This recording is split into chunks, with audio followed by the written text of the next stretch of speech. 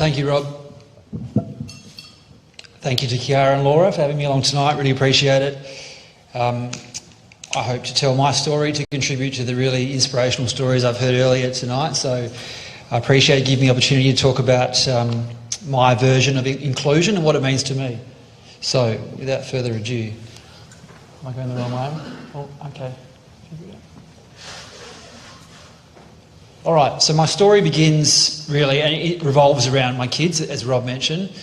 With my wife, who's here tonight, hi Holly, we embarked on a journey of living overseas for a number of years, like Rob mentioned. During that period, we had our daughter Stella, who you can see on the left side, and then Joe. And Joe was born in Singapore.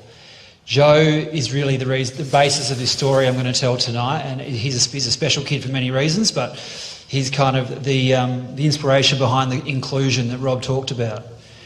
So when Joe was born, like all the kids, all your children, like any parent here, all you want is really at its heart for them to be happy and healthy, and everything that comes beyond that is just a bonus, more or less.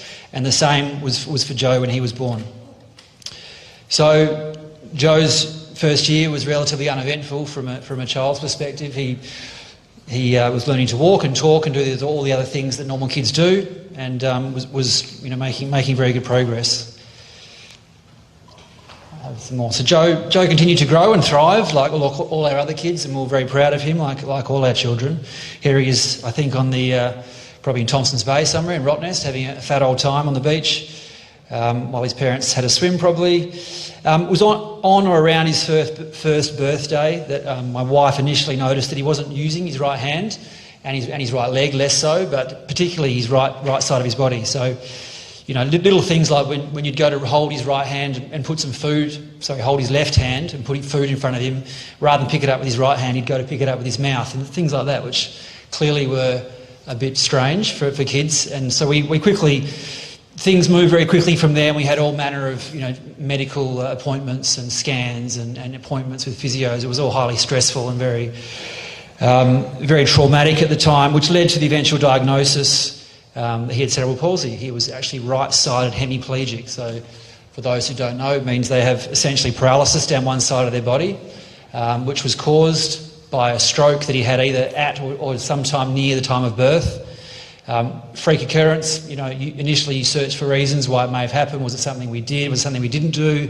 Was it something that happened during pregnancy or birth? But eventually, you're at peace with the fact that it was just... the statistics tell you 1 in 1,000, and we were the 1 in 1,000. So that obviously rocked our world in a big way, and was, like I said, pretty traumatic. And you start going through processing what that all means, which we did. So Joe continued to grow and make us very proud.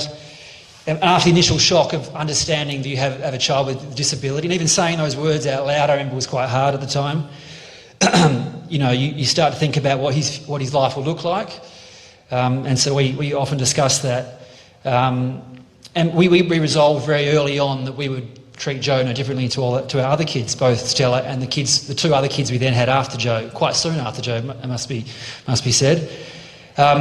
So we resolved to treat Joe the same. That Joe wouldn't be treated like someone who was disabled, other than the fact that he needed extra care when doing basic tasks. I remember the doctor told us very early on that he may or may not walk, he may or may not talk. It was really a case, because cerebral palsy is such a diverse and broad diagnosis, a very small brain injury can either lead to very severe effects, but in other cases very large damage of the brain, and you could barely notice the impact. So we essentially were in a waiting game, and at each year and month that he grew, we watched with great interest to see how he developed.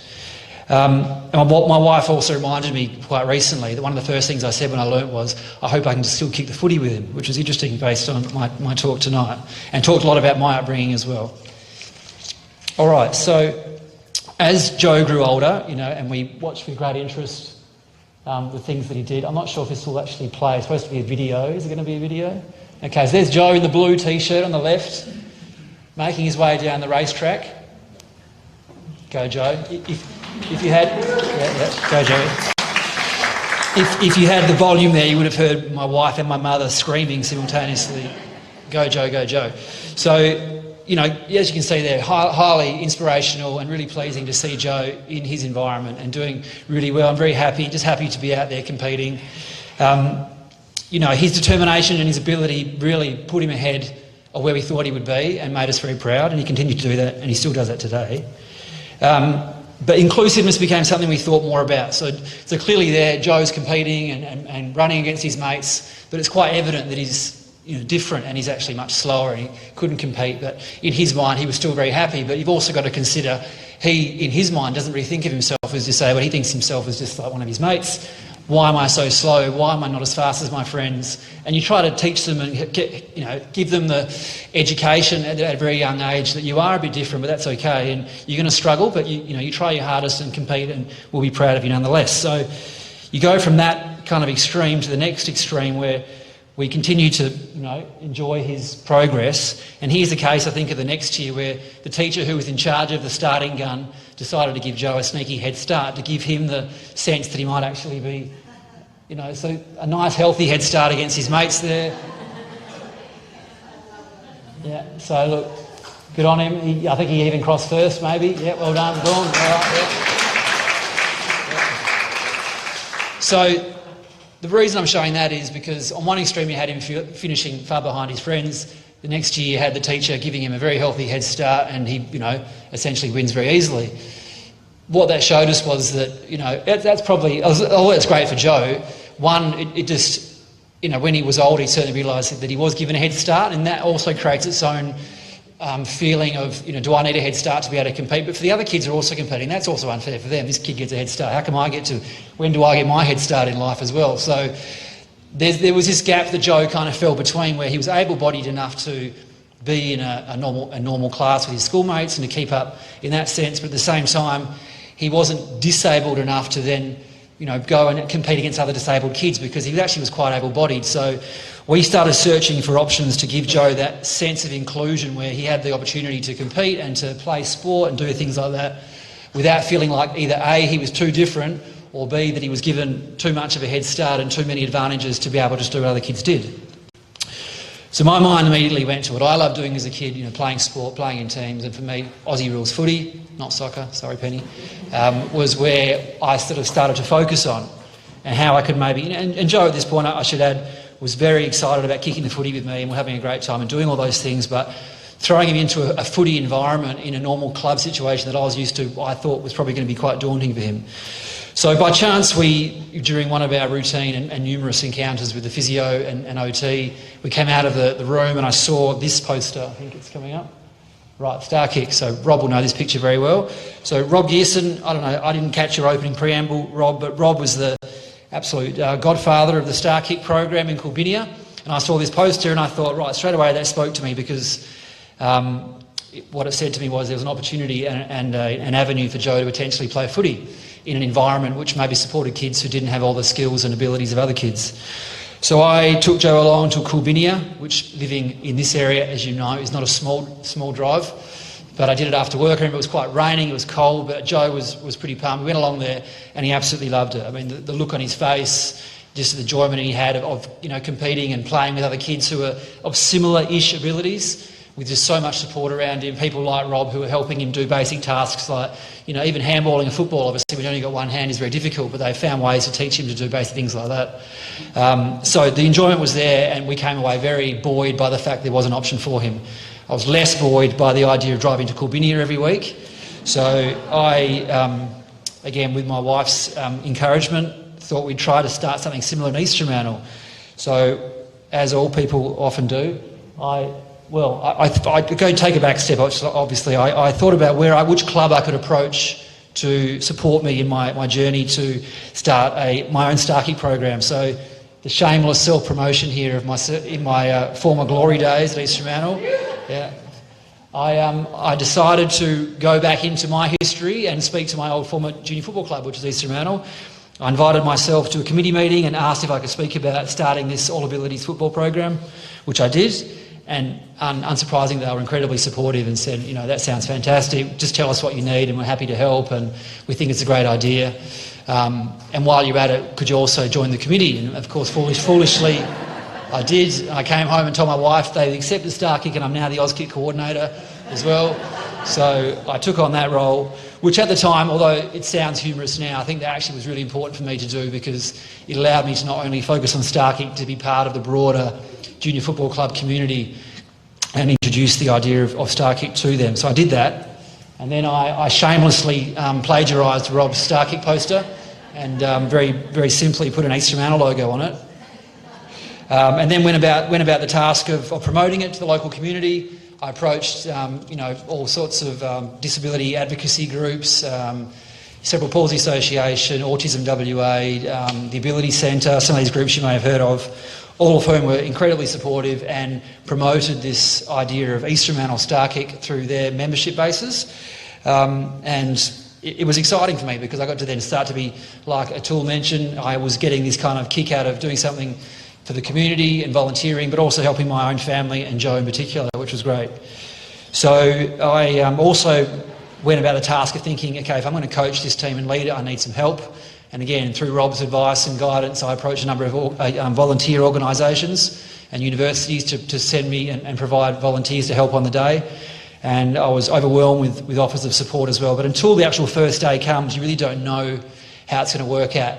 A, how many kids are going to turn up in their families, how many have actually convinced this is something they want to try, and B, how many volunteers might turn up to give you a hand. So I was sort of counting down the days to that happen. So I had another example here of, I managed to approach the local newspaper and promote it this way, and they also helped me promote the story. And there's so many avenues. When you tell your story, I was actually quite overwhelmed with how many people were very keen to help me promote this program. So I was confident, although not overly, it wasn't a slam dunk just yet in terms of how many people I was going to get. Day one came around. So this is not just Starkick. Being the Auskick coordinator, this is the East Fremantle Oval, Shark Park, which is soon to be revamped, as many of you will know. It's a fantastic venue for our Auskick community. But the point of this picture, I think, was to show that the Starkick group was incorporated into our broader Auskick program. So Auskick at East Fremantle means roughly 200 kids from pre-primary through to year 2. And Rob made this very clear to me, and I absolutely agree with it, that you don't want to create a Starkick program which stands separate to the main part of the club.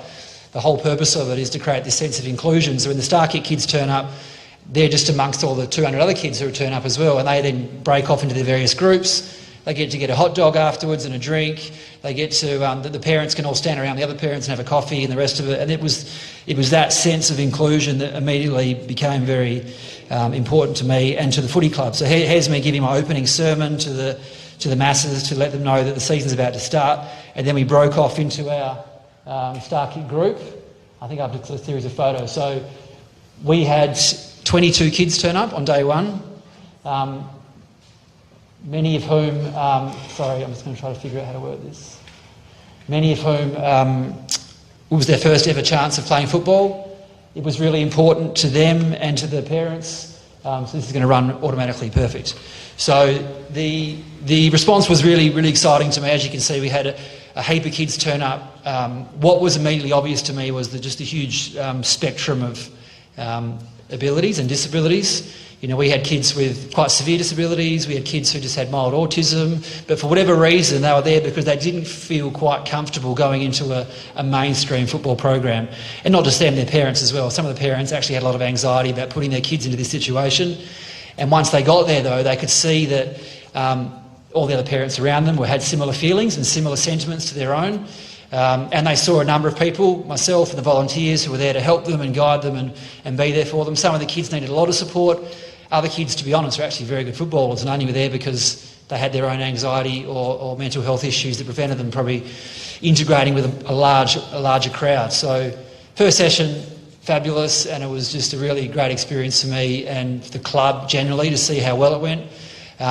So fast tracking from there, it should be said that Joe had a great time as well, but the benefit I see of this Starkick program was that after 2 or 3 weeks, Joe actually said, you know what, I'm going to go back to just my normal Auskick, and went back and actually started playing mainstream Auskick, if you like. And the fact that we had the Starkick and Auskick groups running simultaneously allowed not just Joe but other kids as well to move freely between both groups. So there was never any point where it was, there's the Starkick kids over there and there's all the Auskick kids. It really was one combined group of all these kids having a great time. And for me as a parent, and I know for my wife as well, very important for the parents as well to feel that sense of inclusion. They got to just stand back and watch their kids play sport and have a coffee and just chat and have a good time, as opposed to being, like many other activities we did, physically having to be there the whole time because you're quite worried about your kid and how he's going to feel, but also physically, can they do it? So once the parents had the comfort that was being looked after by other people, to see how much they could relax and enjoy themselves was, if not, as good or better than the experience the kids had as well. So I had so many parents come to me saying, thank God we found somewhere where we can actually stop and relax and enjoy our kids playing sport, having a good time, so it was just really positive on many levels. So we got to do all the other fun stuff that all footy teams do. I think I would picture there's our team photo. We had, like everyone else, we had club events, we did wind-ups, we went out and socialised together. We all got along well. There was just kids from all walks of life and all areas. Because we were the only star kick group at that point in the southern suburbs, we had kids and parents who were driving from Rockingham and Mandurah, some were coming from Armidale, all making the effort, but all becoming part of this really strong team that, like I said, I really enjoyed when I was a kid, and I was just so pleased to see these kids be able to experience the same thing. All right, so a couple of final points before I wrap it up. So just going back to Joe, and Joe is, I guess, the core of this story. What it enabled for Joe particularly was, I think without Starkick initially, he would have struggled to ever really feel comfortable enough to start his football journey. So I'm pleased to say he's still playing footy today. He's playing Year 5 footy for the East Fremantle Power and having a great time. But through that process, he was able to experience and do things that otherwise he never would have been able to do. So he even got to be a shark for a day. So they took him down into I'm a mad keen South Fremantle supporter, by the way, so this was very difficult for me. But he got taken down to the club rooms, got given a proper footy jersey, as you can see. All this experience. He was completely overwhelmed, but the look on his face, as you can see, was pretty priceless. I think we have a little clip here. There he is standing, waiting for the players to run out. I mean, they were all very great. They were all very kind to him, these guys. They got to do the run out, and then off he went, held the hand, and got to do a few warm-ups with the kid. You probably can't hear Holly sobbing in the background, but it was all very emotional and really, just so heartwarming to see.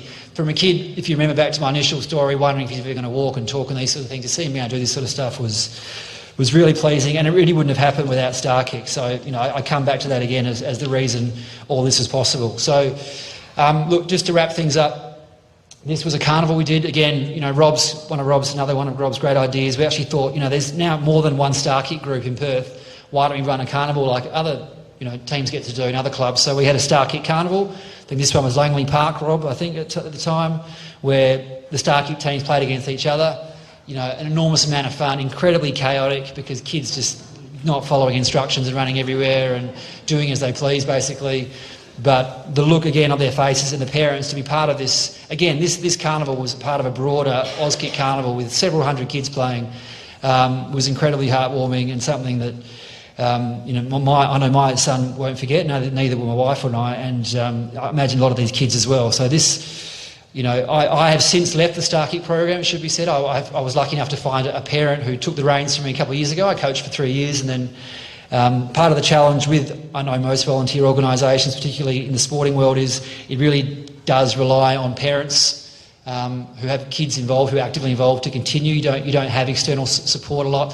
The WAFL and the AFL were very supportive of the idea, but in terms of actually providing physical support in people and processes was a little bit lacking at the time. That's improved a lot now, more recently, I know. But so Starkick is still going. I believe there's now, Rob will be able to correct me, but 6, 7, 8 clubs now in Perth, Starkick, which started from how many? 15. Wow. There you go. Yeah. 15 clubs. So look, an incredible story. Mine was a very small part of the overall Starkick story that, again, Rob's been an integral part of. So with that, I'll leave it at that. Happy to catch up with people afterwards for any more questions or thoughts, and thanks for giving me the chance to tell my story. Thanks.